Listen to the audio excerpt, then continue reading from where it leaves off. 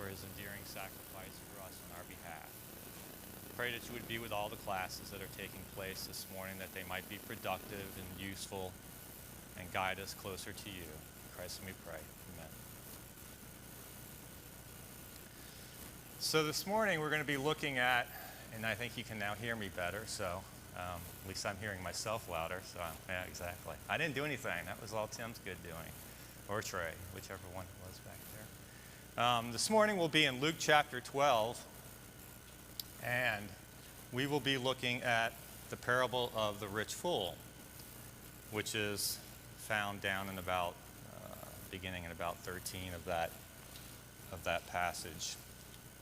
But before we do so, my good friend Tim always reminded me that it's great to look at the context of where we find ourselves.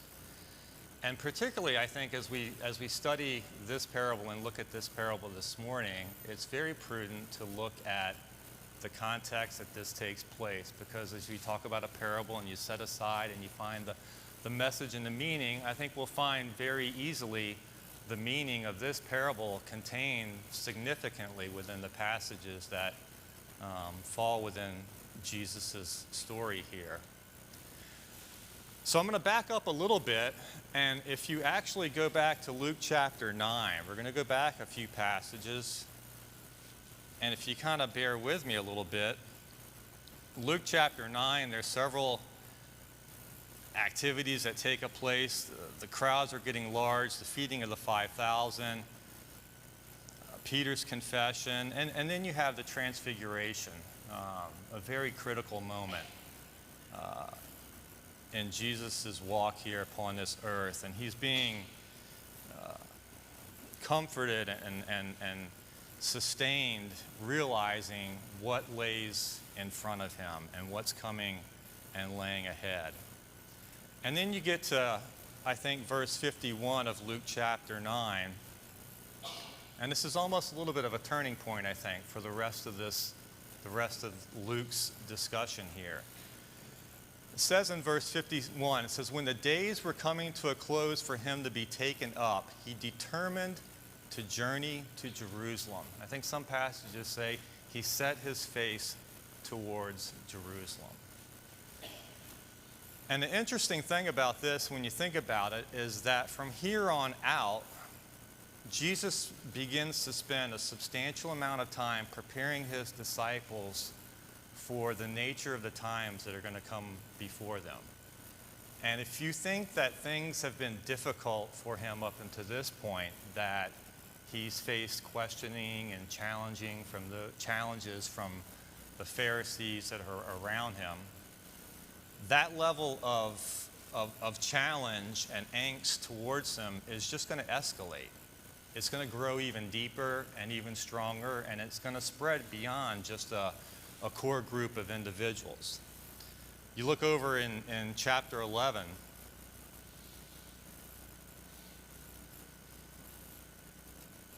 Chapter 11, verses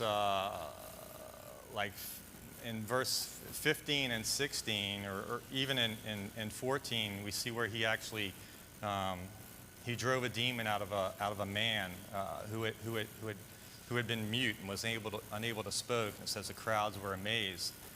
But it's interesting here, if you look in verse 15, it says, but some of them said, he drives out demons by Beelzebub, the rulers of the demons. And others, as a test, were demanding a sign from heaven from him. So it's no longer just the specific Pharisees, right? But now there's actually individuals within crowds that are beginning to question and challenge what it is that Jesus is doing.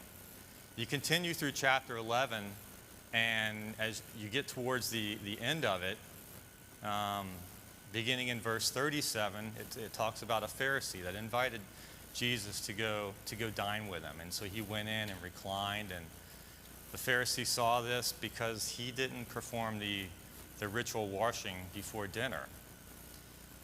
And Jesus takes the opportunity to expound several woes to the Pharisees. You know, he basically says to them, you're the outside of a cup, but your inside's full of greed and evil.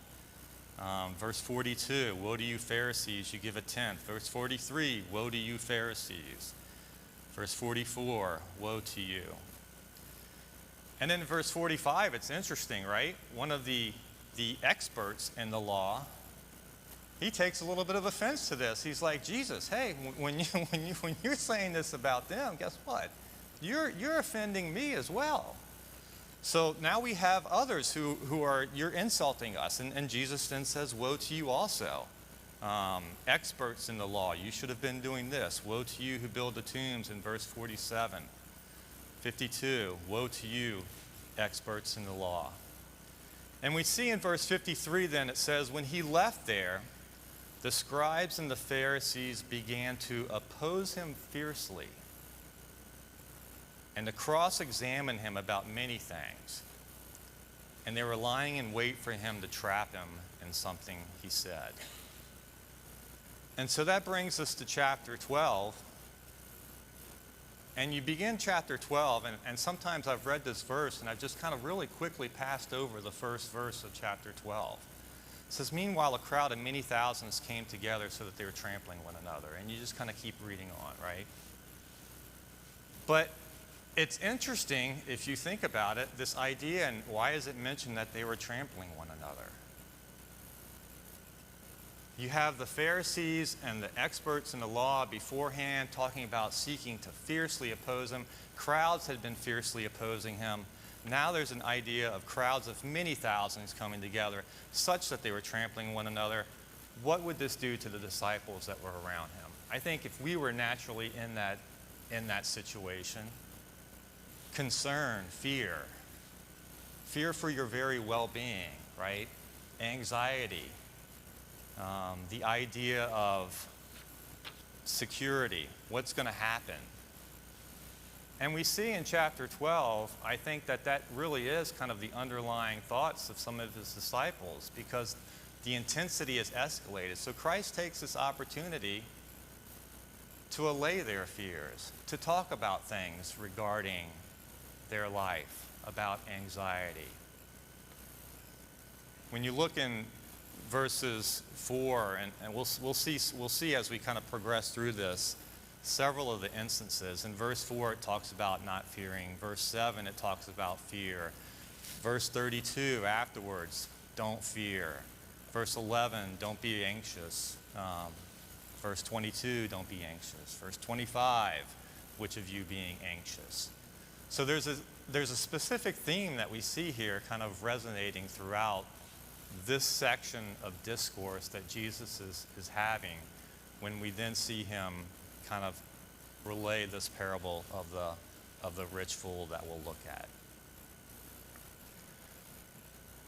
Going back to the beginning of chapter 12, he says, be on guard against leaven. What is leaven?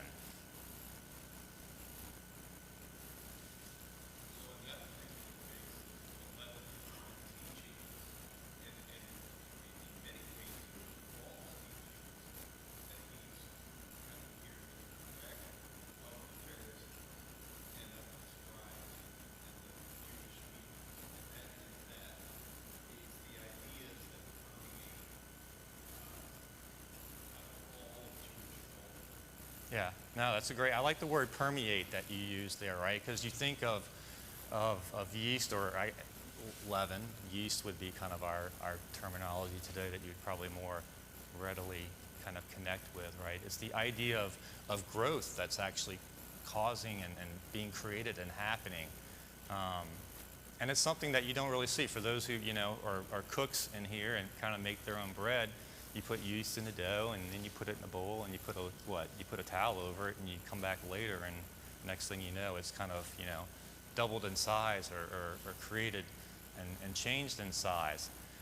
But he says, to Dan's point, the specific leaven to be on guard is hypocrisy, which I think we're all kind of fully aware of what that is, right? The idea, the concept of one that puts on a face or a mask in the general sense of the term, and acts in a fashion to where that's really not what his true heart may be.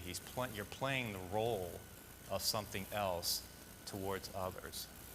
And he warns them about that. And he makes the comments in verses 2 through 4 here kind of along that lines of what leaven does. Nothing that's covered won't be uncovered. Nothing that's hidden it's not going to be unhidden. Whatever you said in the dark, it's going to be heard in the light, and whatever you whispered in private rooms will be proclaimed on the housetops.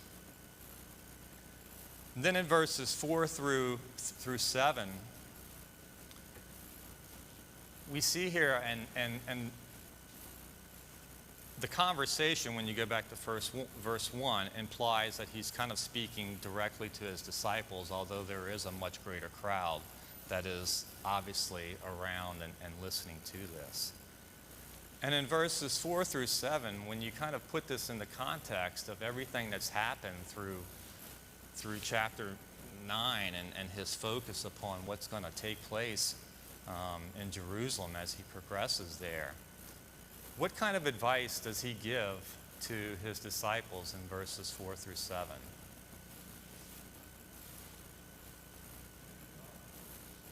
Fear God, yeah. In contrast to what? In contrast to the crowds. In contrast to the crowds that are trampling one another in worry and concern. And we'll see how that idea of... And the leaven of the Pharisees, yeah. Absolutely. Yes, Tim?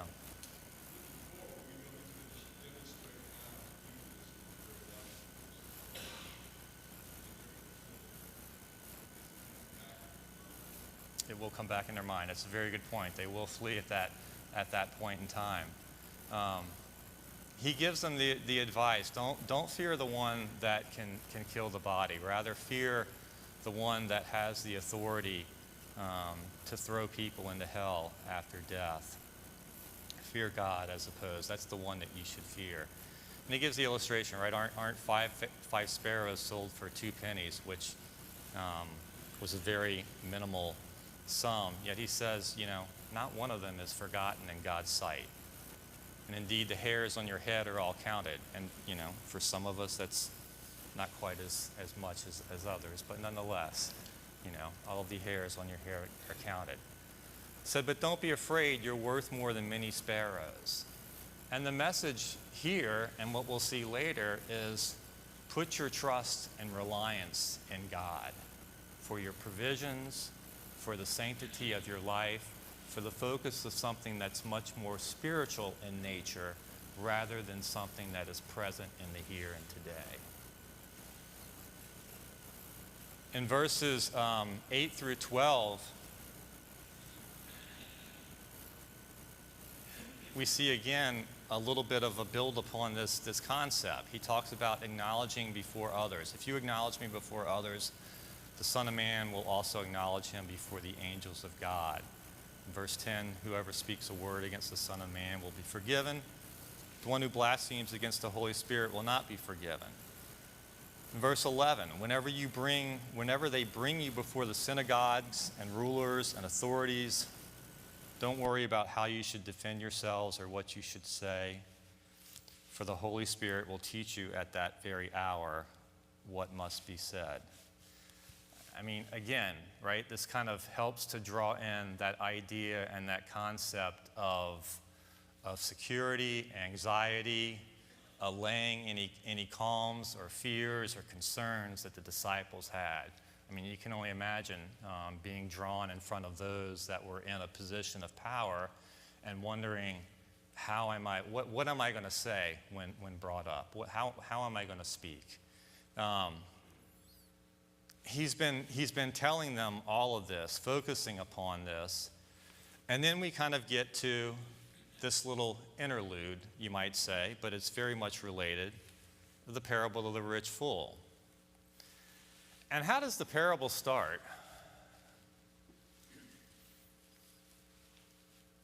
Someone in the crowd shouts, "Teacher, tell my brother to divide his inheritance with me." Yeah. Seems like it's just out of left field. It's completely out of left field, right? And we took Jack down to Tuscaloosa yesterday to move him in, and me and Paula were talking about this while we were driving. And I was trying to come up with a great illustration of how can you put that into, and we just couldn't. Everything I came up with had a child involved, which you would think, okay, well, a child doesn't necessarily know better. But it's a great illustration. You're having a very deep conversation about something of of much more importance than what is in the here and now. And this individual, it's your initial reaction is like, have you even been listening to what was being said? And how oftentimes do we find ourselves in that situation, right? Not focused upon our thoughts at the point in time, but our minds are elsewhere. It's where was your mind at? And he comes up with this question, "Teacher, tell my brother to divide the inheritance to me." Which, under the old law, what did the law say in regards to inheritance?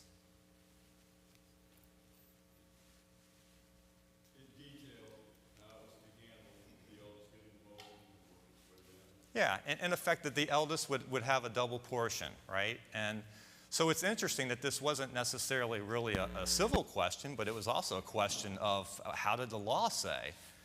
Which, when the individual at least addressed Jesus as teacher, as a rabbi, one who would actually have that knowledge and understanding, it was at least directed towards the right individual. Dan?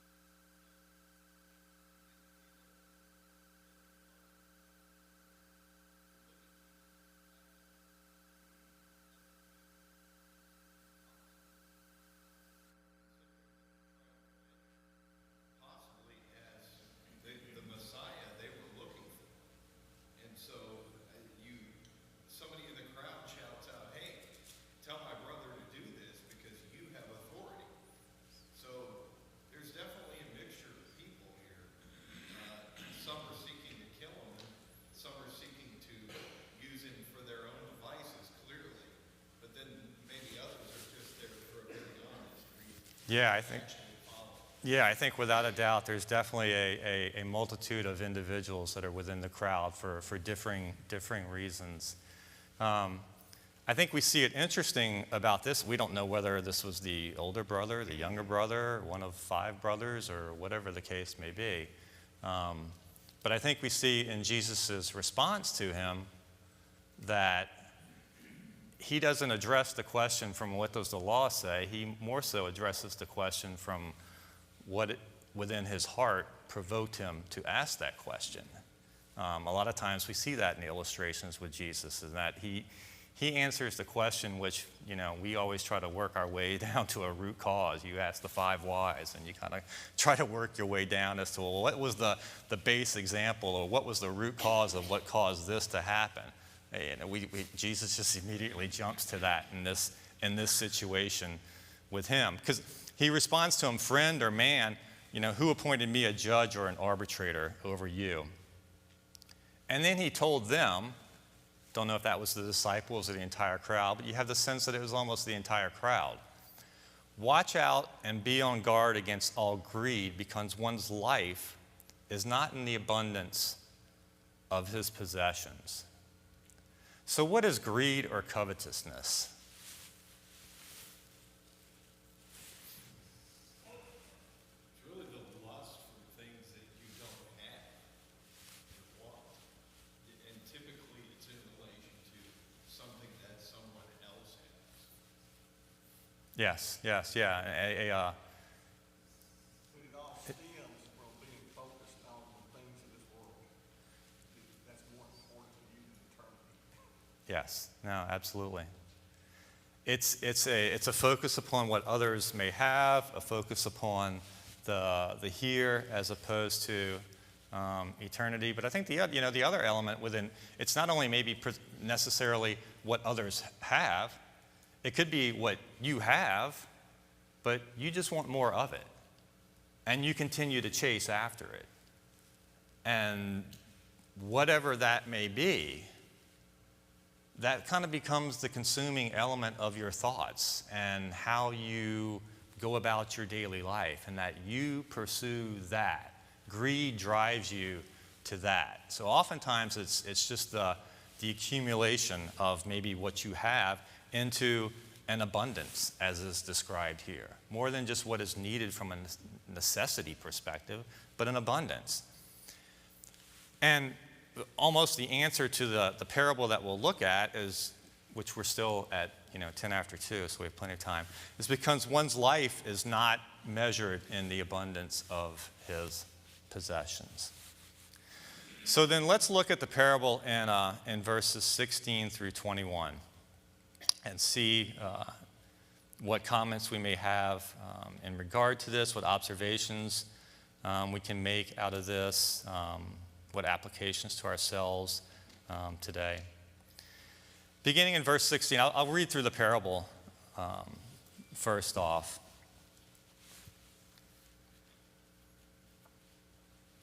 Or even actually before that, one other comment about the last point that he makes, where he says, because one's life is not in the abundance of his possessions. He's almost responding to him that you're really worried about this matter. Again, I wanted to tie back into that idea of anxiety and worry and fear. It's like, you're really worried about this matter. But guess what? There's some more important things that you need to be concerned with and focused on. And so then he goes into this parable. He says, a rich man's land was very productive, and he thought to himself, what should I do? Since I don't have anywhere to store my crops, I will do this, he said. I'll tear down my barns, build bigger ones, and store all my grain and my goods there. Then I'll say to myself, you have many goods stored up for many years. Take it easy, eat, drink, and enjoy yourself. But God said to him, you fool, this very night your life is demanded of you, and the things you have prepared, whose will they be? That's how it is with the one who stores up treasure for himself and is not rich toward God. So he starts the parable off by a rich man's land was very productive. Y'all find anything interesting about that?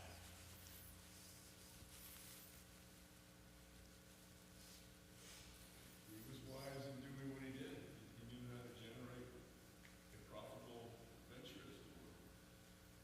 Well, it was the land was a blessing. Yeah. That he had fertile land and that sort of thing. Yeah, I think both points are very, very critical and very pertinent to the conversation. One, we don't know what it says about the man, about how effective he was, but obviously there was some element to, how he managed what he has. But it's interesting as you read it. It's the land produced this blessing, and I think it ties into a little bit what we'll see as to what the mental perspective of this man was. Does he control the weather? No. How much does weather influence what crops and things are able to produce? You have good weather, you have bad weather. You never know. Some years your land will produce mightily through no effect of your own. Other years it may not. The nutrients in it, or whatever the case may be, it's almost as if the man is somewhat secondary in that element. And But that many people who achieve wealth or some measure of wealth, it's circumstances. it's circumstances, yeah. They were in the right place at the right time, that kind of thing, but it didn't all fall on him. It was, Yeah.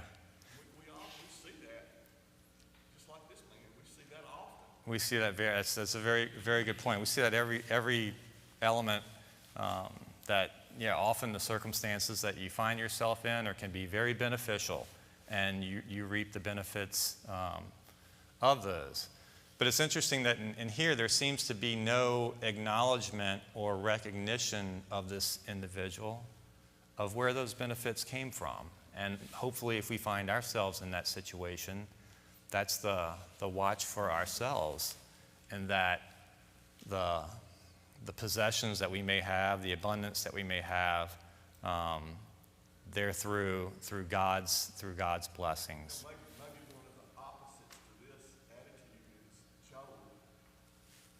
You know, I guess he was probably the Well- wealthiest man you read at that period, but God said he was blameless and upright. Yeah, no, absolutely. Sacrifices, you know, he appeared to have a different attitude. Yeah, offered sacrifices for himself, his family, his children. Yeah, was definitely well blessed, far beyond any and all at that point in time. And you look at the second verse of this, right? He thought to himself, because his land was extremely productive, he thought to himself, what should I do since I don't have anywhere to store my crops? And I think it's kind of somewhat interesting. We live in a very capitalistic society, and people kind of grow up and are inundated with this thought that if I only had more, my cares and my worries and my anxieties will just be wiped away, right? If I just had a little bit more, everything would be solved and there wouldn't be any issues. But here we have an individual described as a rich man's land, was very productive, and yet he's worried. The anxiety and the worry didn't go away. He's like, well, what do I do? How am I going to handle this situation? What am I going to do with all of this, right?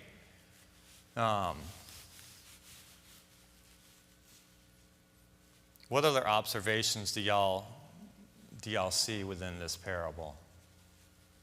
I think the word many years is, to me, has a lot. He's already assuming I'm in control of land and life. And that's not the truth, because that very night, the life might be all over. Yeah. That's a great comment, Gail. He does. It talks, after that, he'll tear down, I'll say to myself, but he'll take it easy, eat, drink, and enjoy yourself. You have many goods stored up for many years. And there's two flaws to that, you might think. Number one, it's very evident that we have no control over how long we may be walking upon this earth. And he found out that very night his soul was going to be required of him. We're not guaranteed tomorrow. We're not guaranteed, to the age of 90, if that's what your hereditary past has proven to be out. You may be the exception to that rule. You just don't know. But the other interesting thing about this as well is that he's making the assumption that his goods are going to last until that point in time. And you're not guaranteed that either. I mean, there may be those, if you focus on your investments and planning for the future in this life, and I mean, if you experience the market crash of '87 or the dot-com bust of 2000 or COVID back in 20 and 30% all of a sudden is gone just like that. Or if today, if you live in Lahaina, where wildfires just completely swept through and every possession you had was there 2 weeks ago, and now it's gone. So not only are we not guaranteed that our life will be here tomorrow, but there's no guarantee that our possessions will either. Dan and then Tim. Yeah. Yeah, this is the ancient Epicureans were a lot like, and there were, the atheists of the time, are very much like what I would see a lot of Americans are, a lot of Westerners are today. They have a similar attitude. You get as much as you can get in this life because there's nothing after. And it's a very carnal way of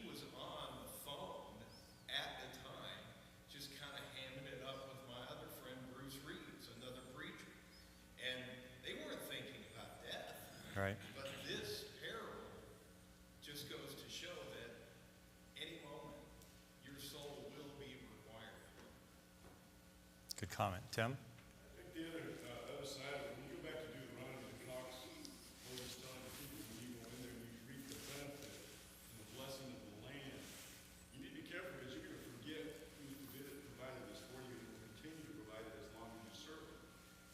And in this case, I think also, he's talking to people who have it appears that believe in God. These are Jews. And the all the way through until God says, fool, should cause all of us to step back and think. And them to step back and think, because that would go right back to what Moses had warned about. Not about you, not what you did, it's what God provided. Yeah, there's a lot to unpack in what you just in the comment that you made there, and you brought us back to Deuteronomy chapter 6. And when you go back to Deuteronomy chapter 6, verses 10 through 13, if y'all actually want to turn there and look at it, it's interesting. The individual asked about what? About inheritance. What was inheritance for the children of Israel? What was one of the very blessings made to Abraham? It was the land. And as we talked about everything that you get from the land, and to what Tim pointed out in verse 10, beginning in there, he's warning them. He said, hey, when you go into a land that's large with beautiful cities that you did not build, houses full of everything good that you didn't fill them with, cisterns that you did not dig, vineyards and olive groves that you did not plant, when you eat and you're satisfied. Sounds just like the rich fool. It says, be careful not to forget the Lord. And I think that's exactly what we see here in Luke chapter 12 with the rich fool, is that he had in fact very much forgotten the source of where everything had come from. The other interesting thing that you touched upon, Tim, is it's interesting, how is he addressed in this parable? He's addressed as a fool. If you go back into the Old Testament, particularly if you look in Psalms, what's a definition of how God thinks regarding a fool? Psalms verses 14 and 1 says, the fool says in his heart, there is no God. So I think that actually gives a great level of insight here into the nature of this individual. Because in verse 21, where it wraps up, one who stores up treasure for himself and is not rich towards God, he has no appreciation or recognition for God. He's a fool. There is no God. And even in that, what else is interesting about that? Do you notice something else in this parable that's somewhat different or unique from others that we may have studied so far? This is a read to teach your mind. You always got to have one of those read to teach your mind questions, right?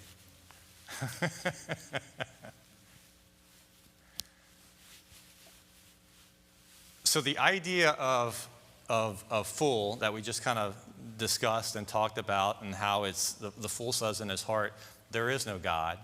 Well, number one, who's actually calling him that in here? Who's saying that? God is. And I was trying to think through of what we've studied so far. We've never seen in a specific parable where God is, quote unquote, a character within the parable. He's obviously illustrated in many other fashions, the father and the prodigal son or something else like that. But you never see where God is specifically a active role. And I think that's very important here, because to me that goes hand in hand with the nature of what this individual is being called, a fool. One that has within his heart says that there is no God, yet who it is rebuking him and warning him, God himself. Yeah, exactly. Yeah. What other thoughts or comments? There's a word fool in there. To us, it's a very strong connotation. And can you think of God telling you you're a fool? Right.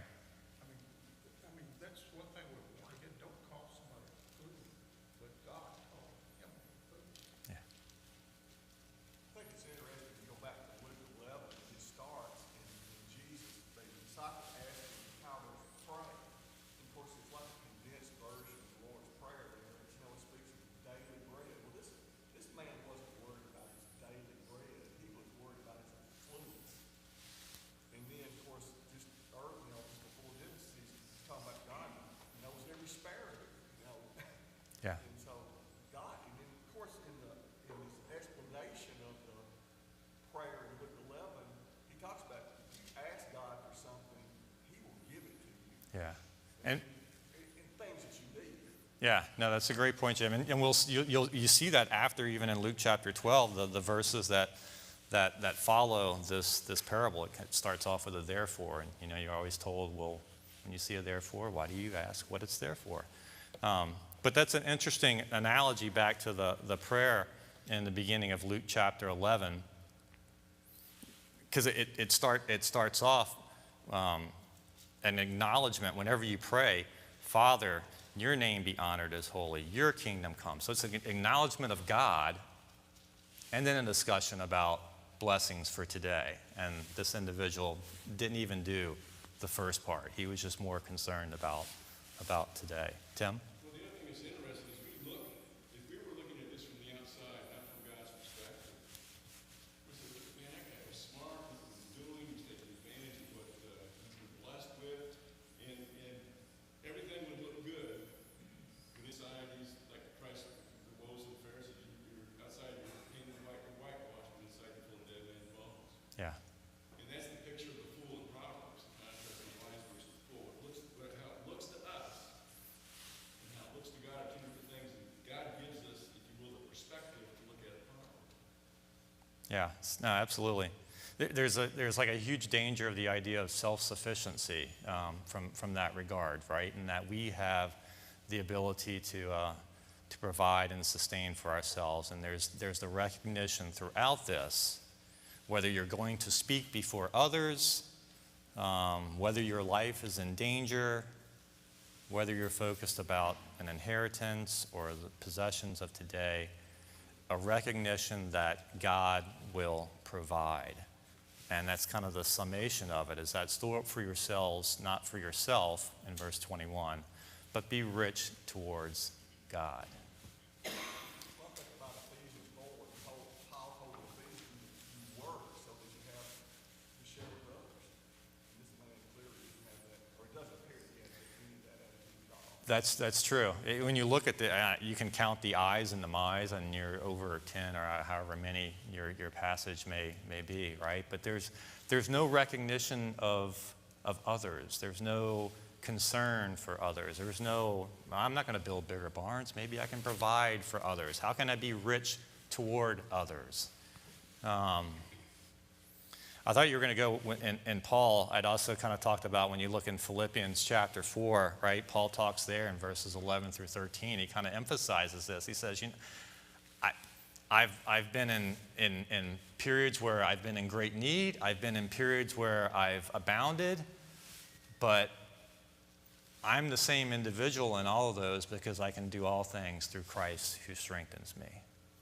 And we see he is the living illustration of this, of one who realizes that one's life is not in the abundance of his possessions.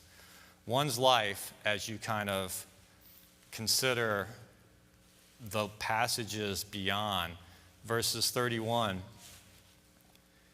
he says, seek his kingdom, and these things will be provided for you. And before that, we can go back a little bit. It talks about different levels of anxieties. And again, verse 35, don't be afraid, little flock, because your Father delights to give you the kingdom. Sell possessions, give to the poor, make money bags for yourselves that won't grow old, an inexhaustible treasure in heaven where no thief comes near and no moth destroys. For where your treasure is, there your heart will be also.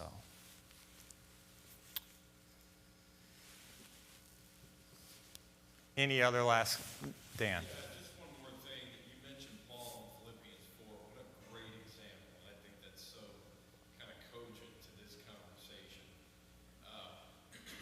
You don't have to look very far to see why, or look very hard rather, to see why the Lord picked Paul as his really primary worker in the kingdom,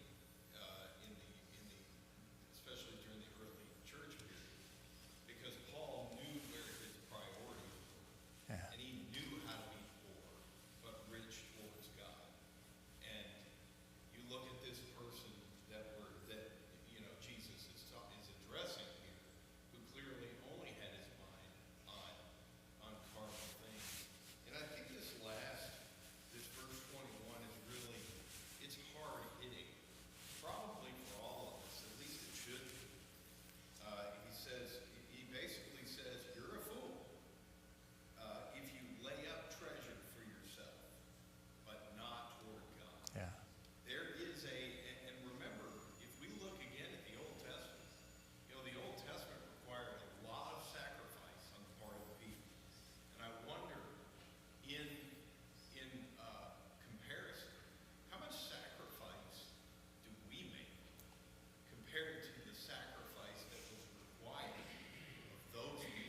Yes. They were God's chosen.